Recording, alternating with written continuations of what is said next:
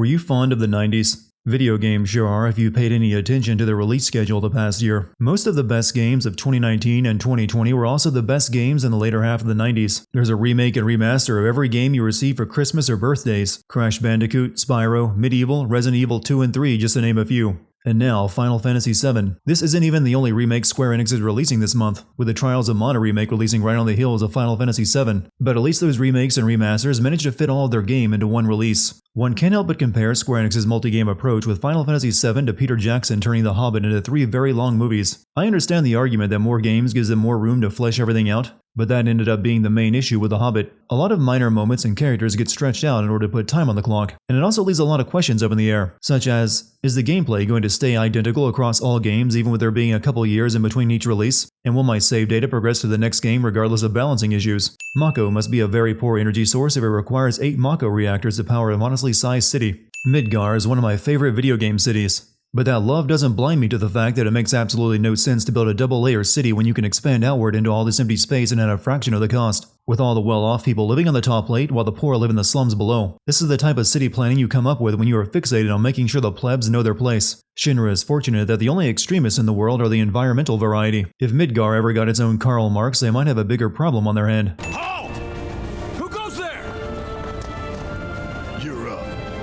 Barrett hired Cloud to serve as muscle and do all the fighting for the bombing run on Mako Reactor 1 while the rest of them slip past. But just because Cloud is present doesn't mean Shinra security wouldn't attack the other Avalanche members. These 2 guards stand there and let Barrett run right past them and focus solely on Cloud. Security lasers that constantly turn themselves on and off, creating opportunities for intruders to slip by them, make for a completely pointless defense system.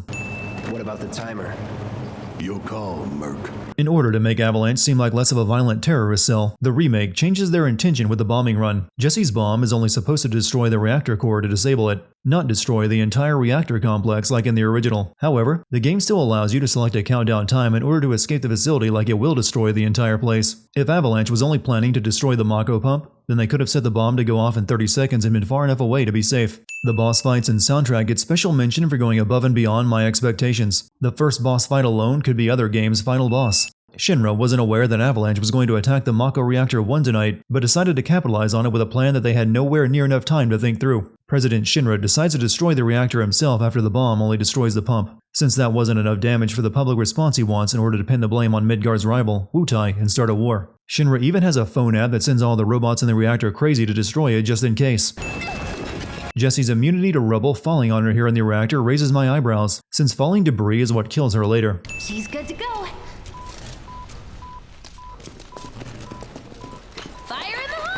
While I know the truth of the bombing, the rest of Avalanche shouldn't be trusting Jesse's bombs to get them out of the sewers after the unexpected high yield of the reactor bomb. So, what's our next move, boss?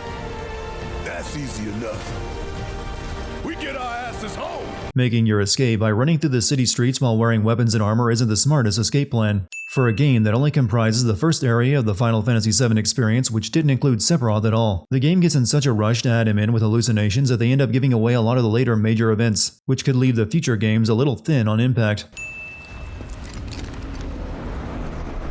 There goes Cloud's chances of a positive match on Tinder. What you see here is the height difference between a 6-foot man and a 5'11" man. The sound of her voice, pleading from despair, the shiver of her flesh yielding to cold steel. Cloud has a bad case of dead parent cliché. I can't think of a single Final Fantasy protagonist where that isn't the case. Run, Cloud. Run away. You have to leave. You have to live. Sephiroth is really good at ASMR. The Mako reactor just blew. You shouldn't be out here trying to self...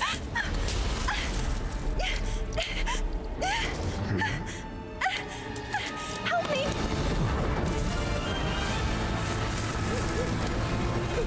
The Whispers are a completely new and the biggest addition to the story of Final Fantasy VII, essentially being stand-ins for die-hard fans that want the plot to stay the same and follow the course it is supposed to follow, and they act to make sure events play out correctly, except here when they assault Aerith for no reason. Cloud would have run into her just the same as he did in the original game without them interfering. Shinra security saw which train Cloud escaped on. There's no reason they can't order the train to stop so they can raid it. At the very least, they would know where this train stops at, and therefore where to look for Avalanche. What the hell you been up to, huh?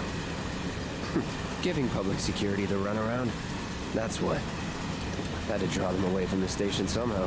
I feel like that would be a more solid plan if Cloud hadn't jumped on the train in full view of Shinra's security. Come on, let's move up. Instead of staying hidden in the freight car they have all to themselves, Baron has the group move up into the passenger car, where they stand out like a sore thumb. One thing I can't fault with this game is the presentation. Characters, cinematography, atmosphere, and even dialogue are all on point and impressively done. I even forgot this was a JRPG, where many of those points are lost in the localization.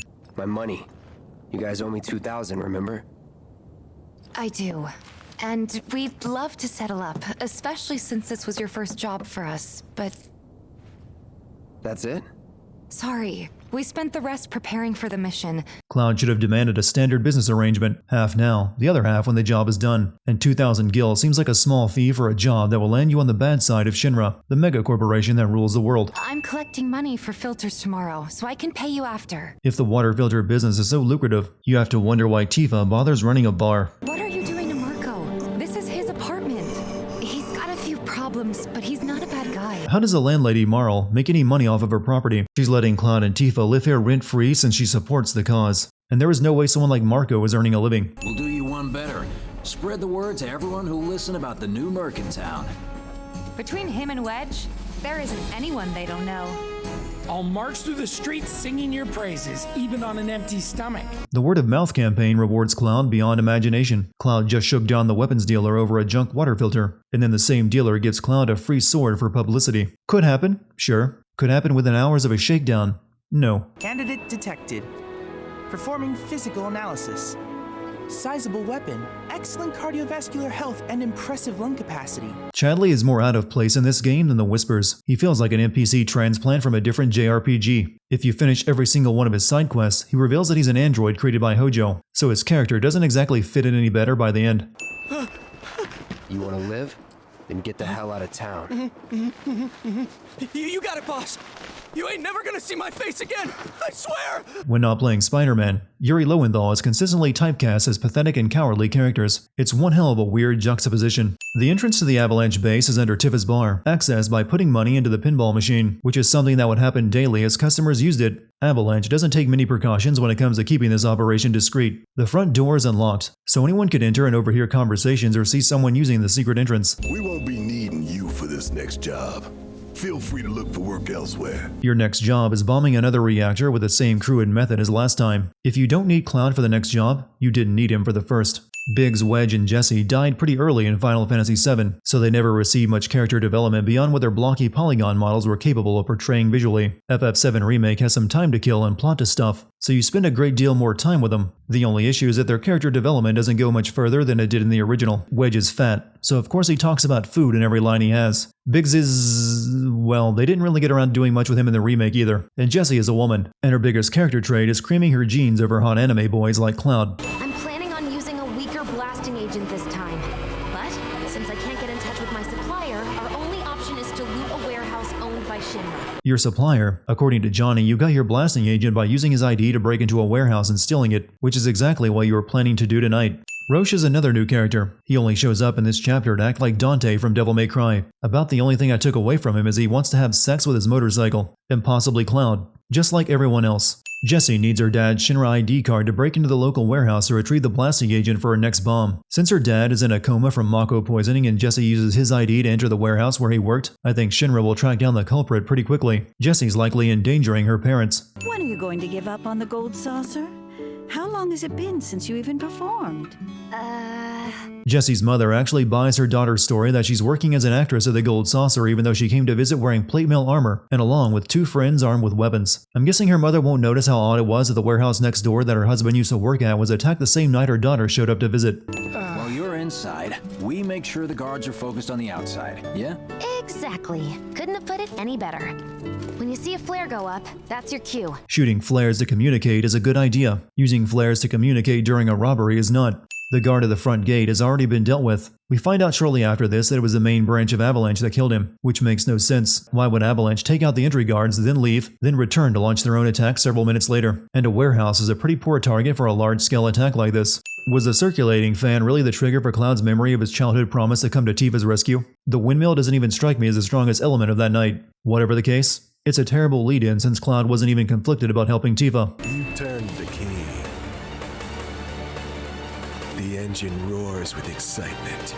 It hungers to be set free!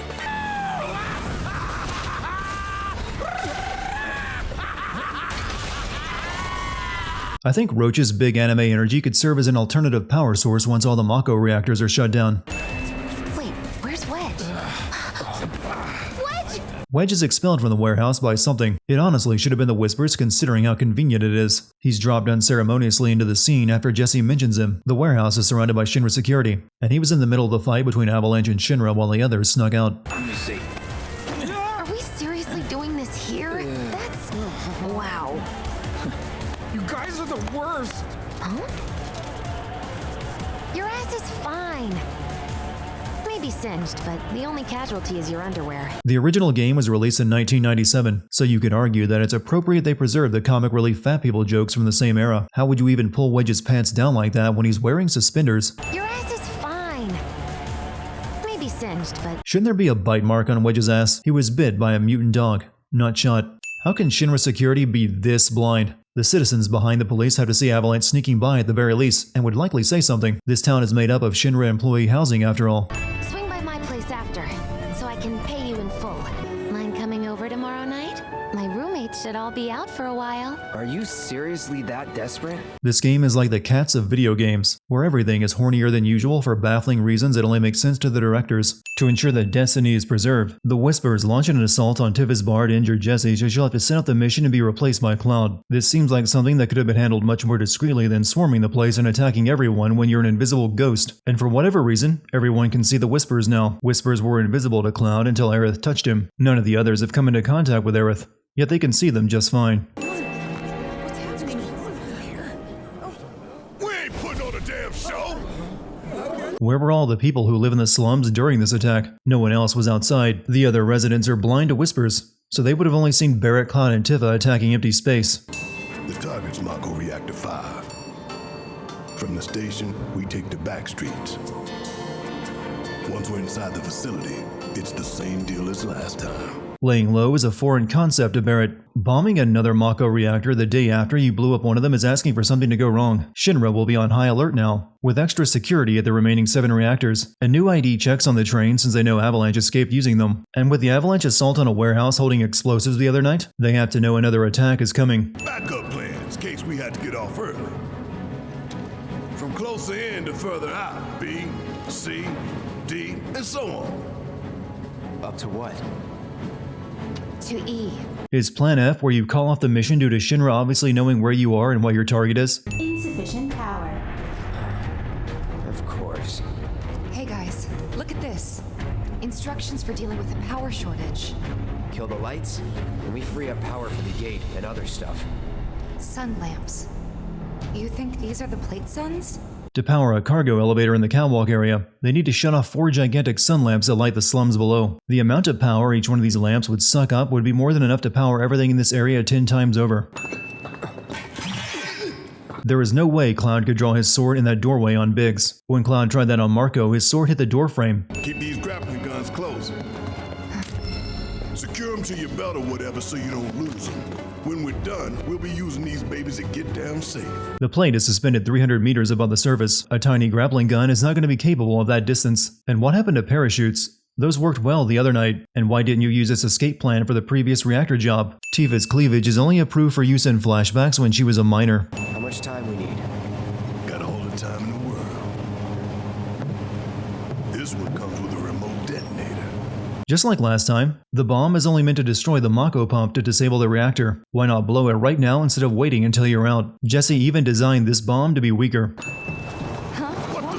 Where you going? Weirdly perfect timing. Don't you have grappling guns? Use them. We played right into Shinra's hands. Bring them to the command center right and now. their bullshit news is already peddling their false narrative. What part of it is bullshit exactly? You are bombing reactors, and Shinra being the governing authority is responsible for stopping you, and the ordinary citizens clearly don't support Avalanche's goal of shutting down the reactors. Listen, Bring them to the they command want to center turn this into a spectacle? I repeat. Then I say let's give them one. Let's take down Shinra's big-ass neck in front of everybody. Shinra would almost certainly cut the feed if it looked like there was any chance of you defeating the Airbuster. True nature of Mako is known to one and all, yet yet the people willfully turn a blind eye to the costs. President Shinra could just as easily be replaced with Skullface from Metal Gear Solid 5. Same voice actor, and even his lines feel like they are written for the same character. Henceforth allies of wicked Wutai, our sworn enemy. Thank you for stoking our people's patriotic fervor. Wutai! The hell we are! Biggs himself stated that the main Avalanche organization had cut a deal with Wutai. Barrett's Avalanche cell is an outlier without much to do with the main group, so it's entirely possible that this is true. And your instruments of insurrection will detonate. When we so choose. God damn it!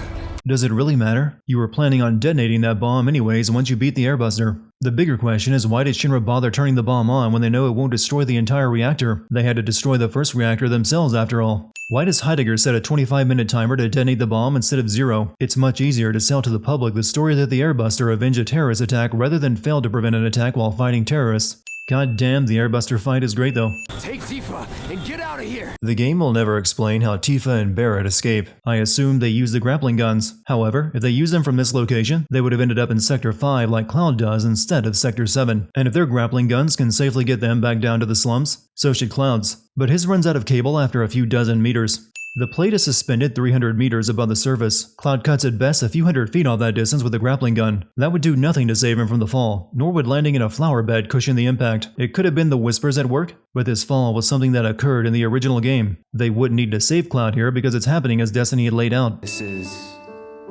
An old church in the Sector 5 slums. Who exactly was worshipped in this very Christian-looking church? Christianity doesn't exist on Gaia, with the only spirituality being planetology. Sorry, I didn't mean to... Don't worry about it. They're a lot tougher than they look. Aerith claims those flowers are much stronger than they look even though Cloud just fell on them, but I saw one stomped in the opening cutscene. One thing that has never made any sense to me is why Shinra allowed Aerith to live in the slums after she escaped with her mother from Shinra's labs. She's incredibly important to Shinra's plans for finding the Promised Land, and they clearly wanted to keep the two of them close since they locked them up years ago. But despite knowing exactly where Aerith lives, they've never taken her back after all these years. The Whispers interfere to stop Cloud from killing Reno, meaning these things exist to make sure I have material to send by ensuring that only the most illogical events transpire even when the characters try to do the opposite. But we suspect the device used was similar to that employed in the attack on Mako Reactor 1. The perpetrators of that... Scarlet was ambushed by a news crew for an interview about the reactor that was destroyed, and even though she hadn't planned a media presentation, she presses a button on her phone and somehow changes images in the live newsfeed. Honestly, I'm much more worried about you. What if you get lost, huh? You'd be too embarrassed to admit it, and so you'd just keep on going. This is Sector 5. Cloud needs to get back to Sector 7. Midgar is laid out like a pizza with numbered sectors. How hard could it be to find his way to Sector 7? Then I invite you to ready your portable battle simulator. Knowing how VR works, this summoned materia sim must have had Cloud doing all the fighting in reality, meaning Cloud was running around the slums, swinging his sword and casting spells while everyone else tried to stay out of his way. Not him. It looks pretty damn similar.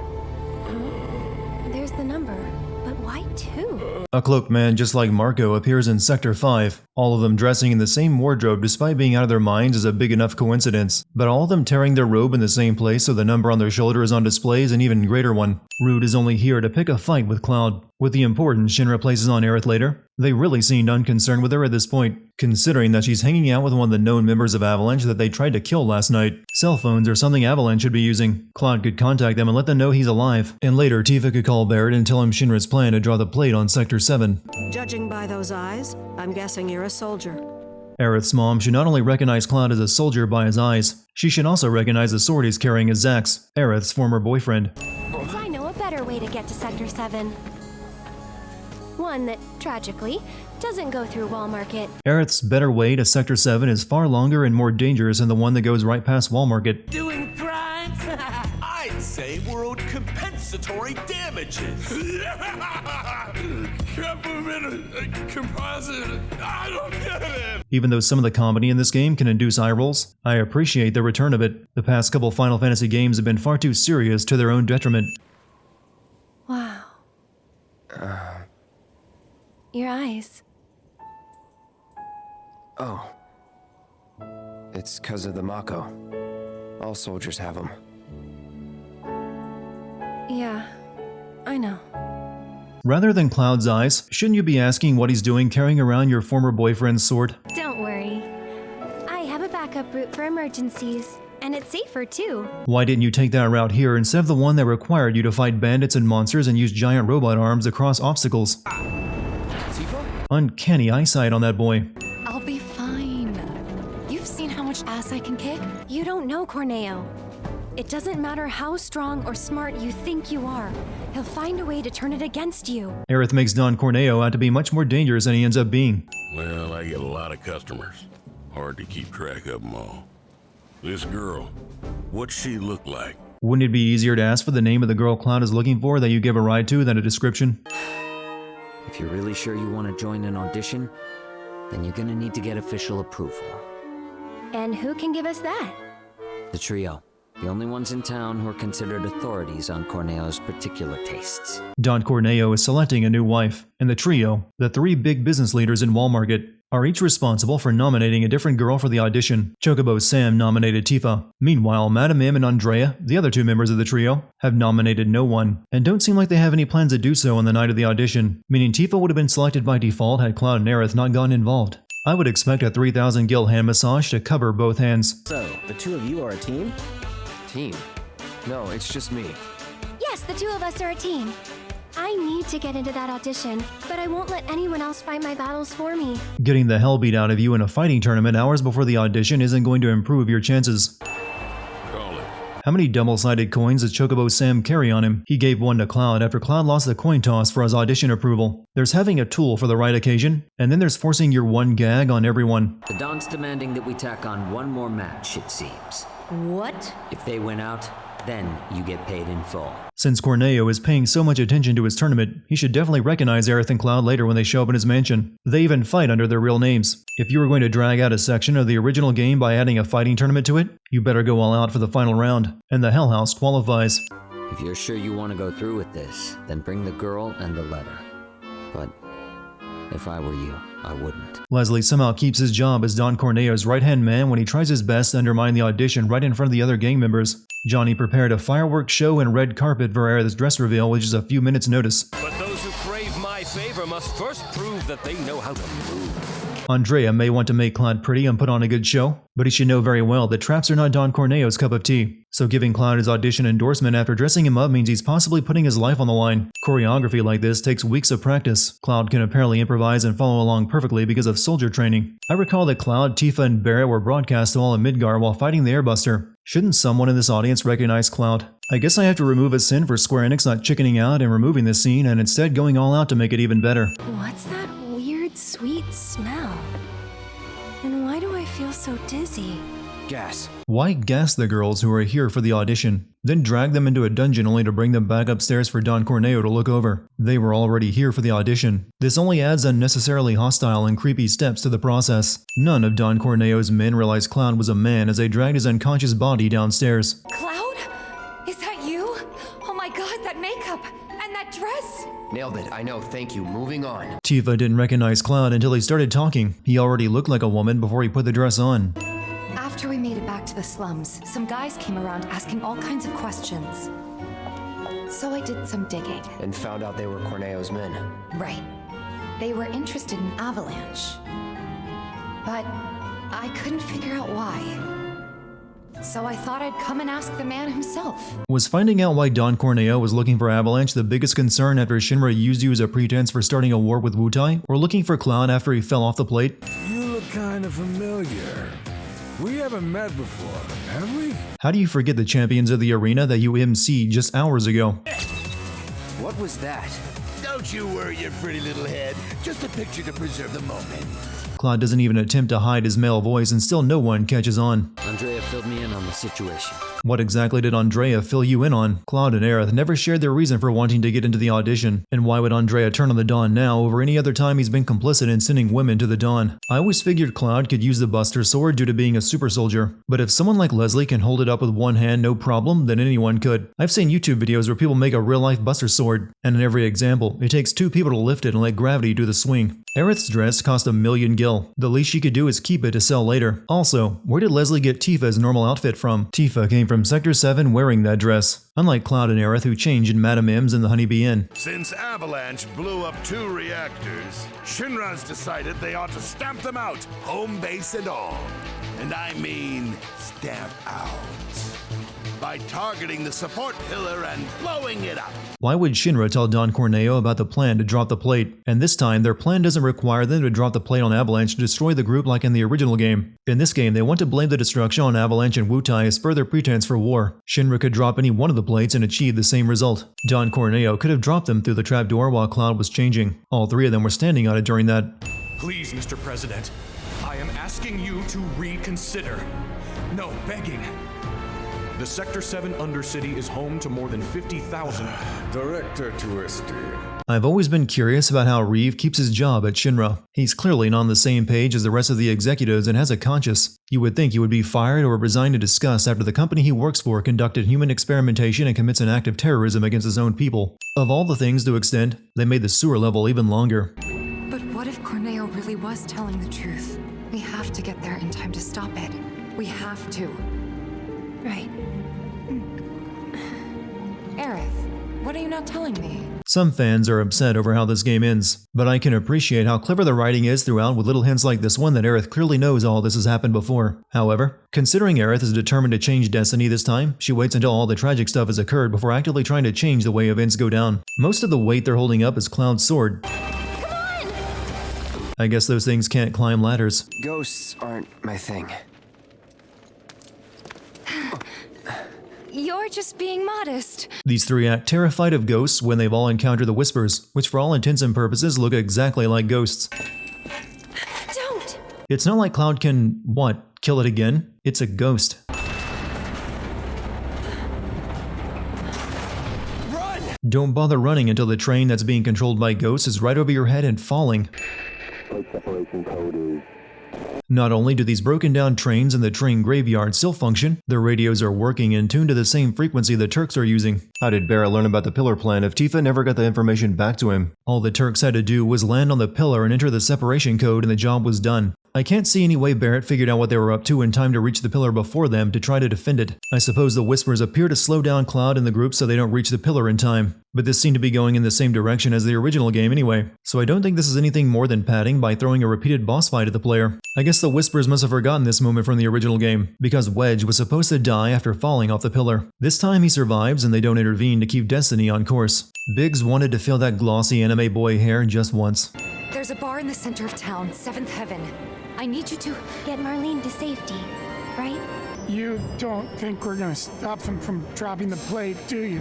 Daddy too? You mean Barrett?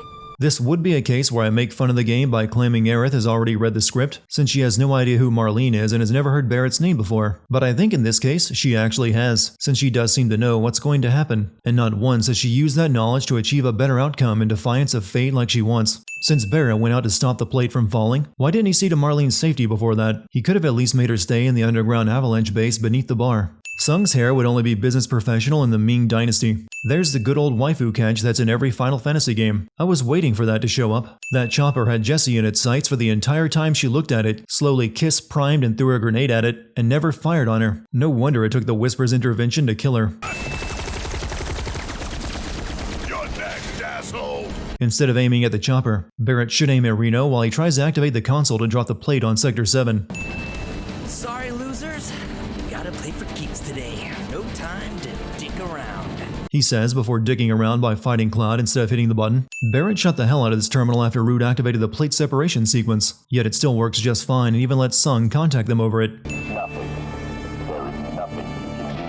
Why did Sung even feel the need to contact them? He just says this, then Aerith interrupts to tell them she got Marlene to safety. As far as Sung is concerned, these 3 are doomed anyway. Not only does his zip line lead all the way from the top of the pillar to a completely different sector, it stays taut even as one of the anchors collapses into the ground. It should go slack and fall straight down while they are still on it. After surviving the pillar, Wedge went back to Sector 7 to save Cats, not more people. He also survives this, meaning the Whispers screwed up twice when it comes to killing him. Kate Sith gets a cameo here even though it makes no sense. Why would Reeve even be controlling it right now? There is nothing Reeve could accomplish as Kate Sith in regards to the plate falling. Marlene! Marlene!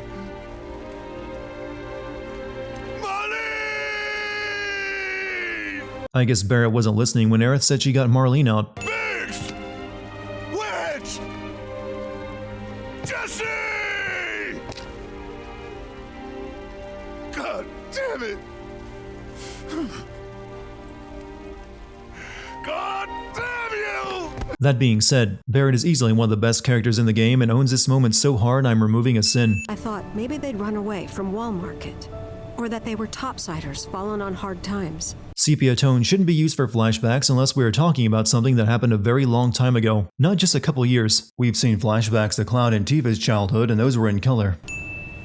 Take Aerith somewhere safe. Those were her mother's dying words. Aerith's mom died of tragic backstory disease. I know of Asian aging, but Sung has not aged a day for an entire decade. Aerith, you know you're not just any little girl. You're a descendant of the ancients. I had no idea what he meant, so I said, "Who are the ancients?" I demand you explain very classified intel on the most important thing your company is involved in. Sung actually complies. They knew where she was, but they didn't just take her? Doesn't sound like the Turks I know. She had to come willingly, otherwise it wouldn't work, they said. Which makes no sense and is just the game trying to paper over a plot hole that's been in existence for over 20 years. Shinra certainly had no qualms about taking Aerith and her mom by force from their original home. Let's head back to Sector 7. Got things to take care of.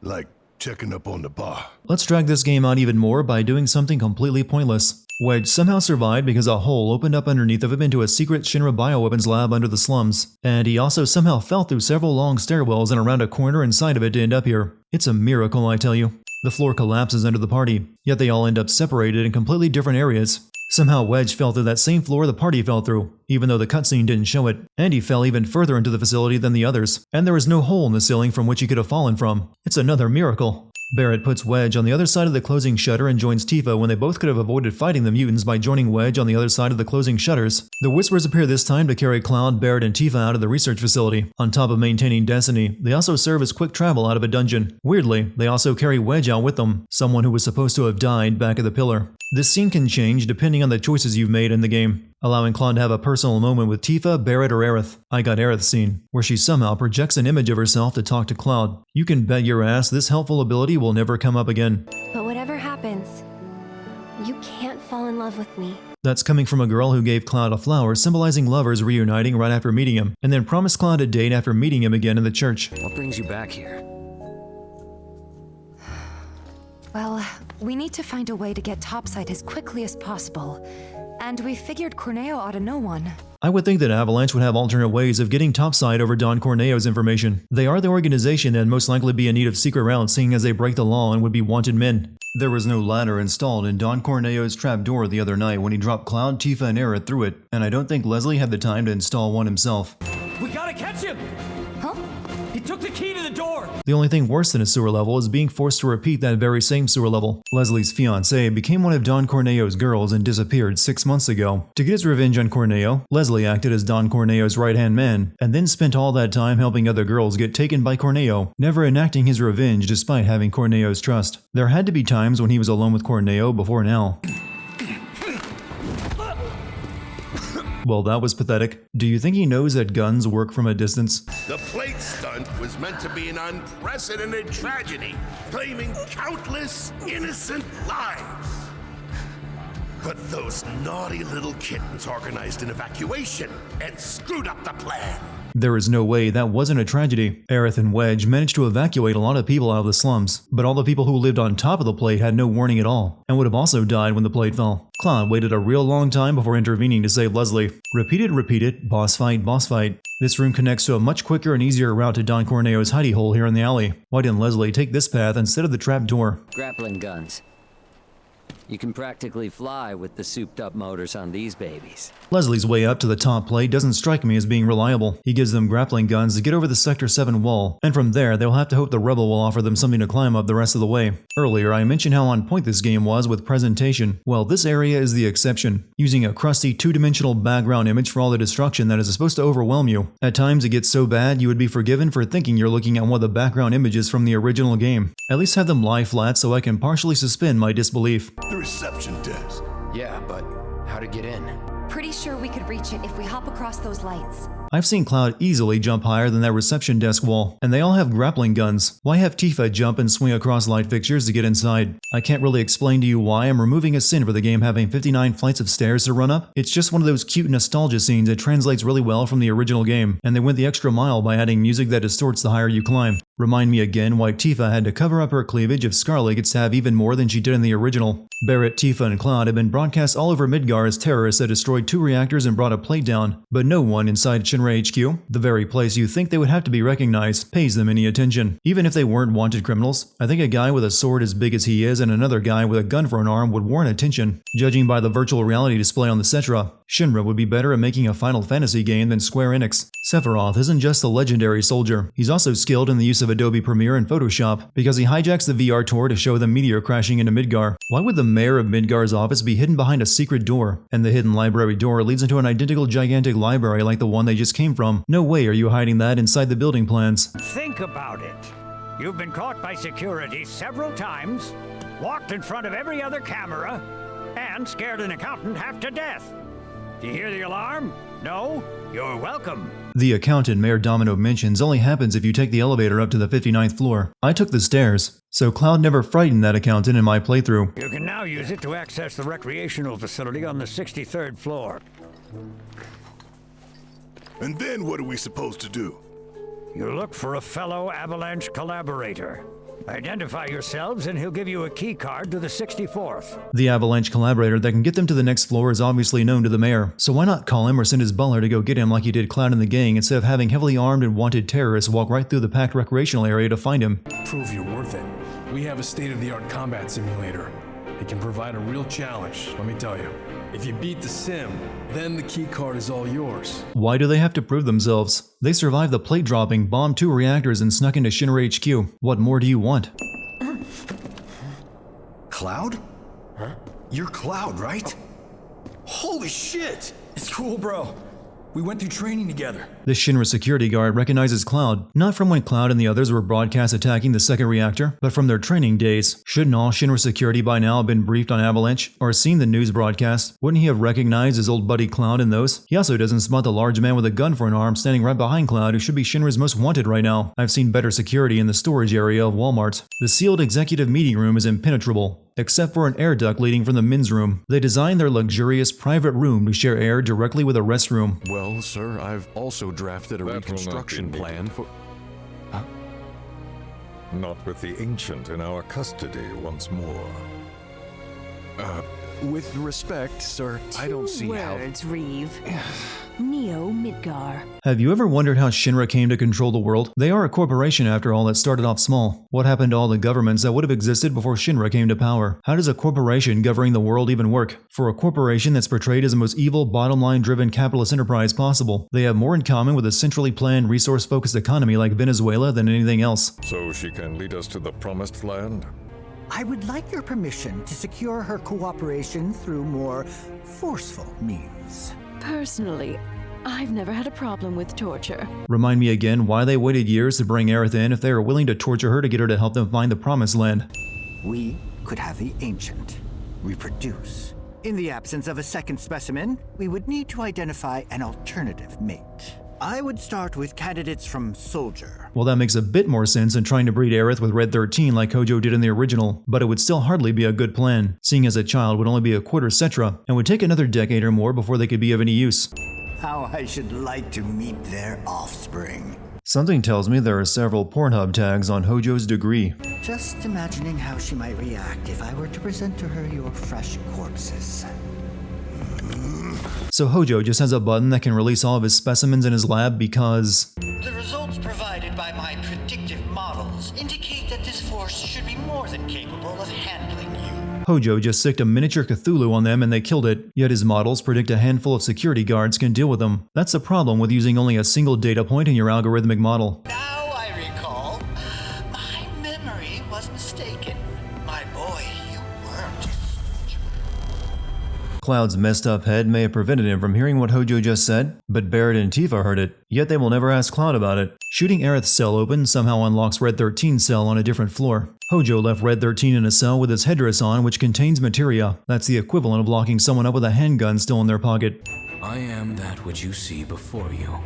nothing more. But I'm not playable in this game. I guess that's one of the drawbacks of making Midgar into its own game. Red 13 is now introduced to the party at the very end of the game, when he can't be leveled up or properly equipped, instead of joining the party at the end of the first chapter of a much bigger game. No one in the group stops Cloud as he staggers down the hallway while mumbling to himself and clutching his head. Yes, understood.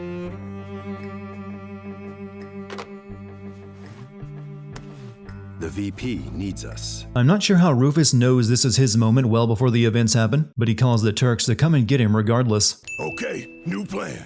Y'all take Aerith and get the hell out of here.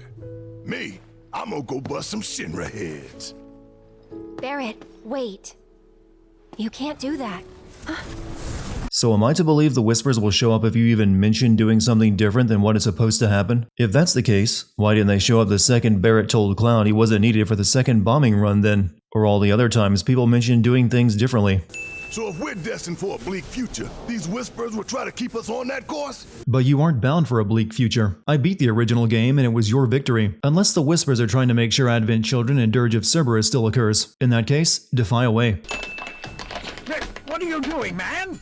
Hey guys, long time no see! How did Wedge get on top of the plate and get inside Shinra HQ? He was at Era's house recovering while Cloud, Tifa, and Barrett had to climb buildings with grappling hooks to get topside, then do a lot of sneaking around and collecting keycards to get inside the building. Do you think he took the stairs too? Red 13 is not the optimal person to help Barrett move that wreckage due to his quadruped biology. Tifa should also show some animosity towards Sephiroth. After all, he killed her father and burned her home down too. And this time Sephiroth isn't just a vision only Cloud can see. There goes Cloud surviving yet another big fall. Hojo's lab turns into an episode of Scooby-Doo now that Red 13 is here. The party has to separate into two teams, Tifa with Aerith while Red 13 joins Barrett and Cloud. Outside of including every single weird enemy design from the original game in this area, this is some filler-ass filler. How is it we've gone backwards with what can be shown in a game? In the original, Sephiroth left a trail of red blood in his wake as he killed everyone in the building. Now it's only glowing purple blood from Genova who he removed from containment. So did Sephiroth throw President Shinra through a window and over the side of the building without killing him, then leave and come back to finish the job after Cloud and Barrett showed up to rescue him? Barrett allows President Shinra to scramble back to his desk and rummage through it, and is surprised when he pulls a gun on him. What did you think he was doing? Morally evil people really get off on those slow trigger pulls, don't they? Relishing every single millimeter. The Whispers act to stop Barrett from shooting Sephiroth, except this isn't the real Sephiroth, just one of the Sephiroth clones. In fact, it's Marco from earlier, so killing it would change nothing. And the group does kill it right after this anyway when it transforms into a part of Genova. But the Whispers don't stop the Sephiroth clone from killing Barrett, they just bring him back to life afterward. Can you call this Deus Ex Machina if it's written into the plot as exactly that? We can finish off the family here and now! Take Aerith and get out of here. I'm fairly certain as a group you could waste those Shinra security guards and take Rufus hostage. Cloud ordering Barrett and the rest to leave while he buys time makes no sense. You're a soldier, aren't you? Which, of course, would mean that I own you. Rufus doesn't even know that his father is dead yet and that he's the one in charge now. Damn, did this fight get reworked. What was a pathetically easy fight was turned into some Devil May Cry level stuff. Recall back to when it took both Aerith and Tifa to lift Cloud and his sword up in the sewer. Shinra must have built that robot inside the elevator, because there is no way it squeezed through the doors. I'm sorry, Cloud. You're not fooling me, game. You didn't kill Wedge the last time, so I'm not buying that you killed him here, especially when you fade to black on him. How does a falling elevator get stuck on the 59th floor? Floor models are not normally gassed up and have keys in the ignition, but somehow Cloud and Tifa found the two that were. Cloud is more accurate hitting goons with a motorcycle than dozens of armed men are with their guns. Barrett and Red 13 are not sent flying out of the truck bed by that landing. Good thing no one else in Midgar is driving tonight. Them again! Guess we owe you another!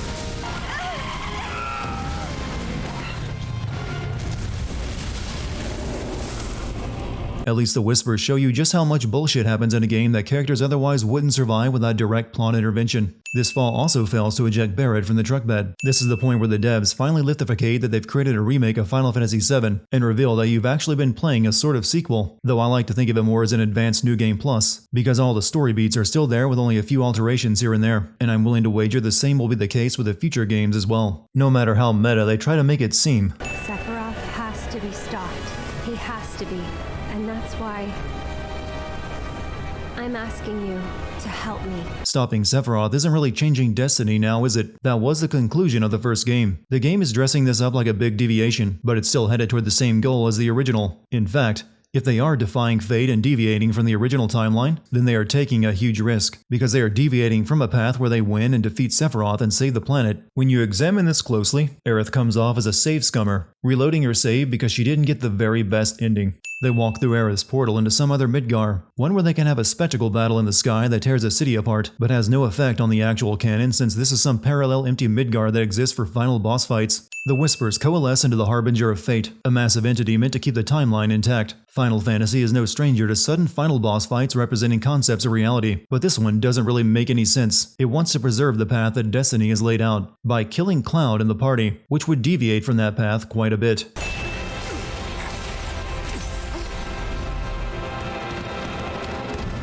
The Arbiter of Fate's main attack is hitting everyone with spoilers from the original game. Because they couldn't very well have Motorball be the final boss fight, nor the kind of weak Harbinger of Fate, the game gives you Sephiroth to fight instead, which means they're going to have a hard time coming up with a final boss fight for the last game in the series. They even pull out the One-Winged Angel God Choir music that Sephiroth is known for, so I guess they'll need to come up with a new soundtrack for that fight too. Admittedly, it is a damn good boss fight. We can do this. We can. We can change it. Make it right. What exactly was there to make right? In the original game, Sephiroth was defeated and the planet saved. I highly doubt Aerith would be going to such lengths to change Destiny to save her own skin.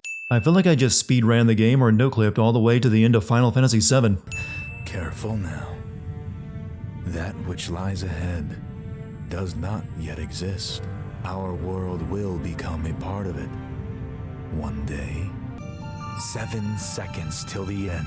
Sephiroth has spent a bit too much time in the Kingdom Hearts universe. I can get behind the idea that things are no longer locked into following the outcomes of the original now that they have defeated Harbinger of Fate, but that should only affect things that haven't occurred yet. Events that already happened should still carry those consequences. Yet the ending shows that Biggs and possibly Jesse are alive, and the biggest change of all being that Zack might still be alive as well in some alternate timeline. If I end up fighting multiple versions of Sephiroth in the final game, I'll petition to rename aneurysms in medical textbooks to Nomuras.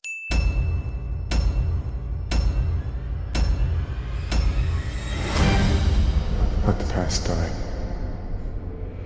Kill it if you have to.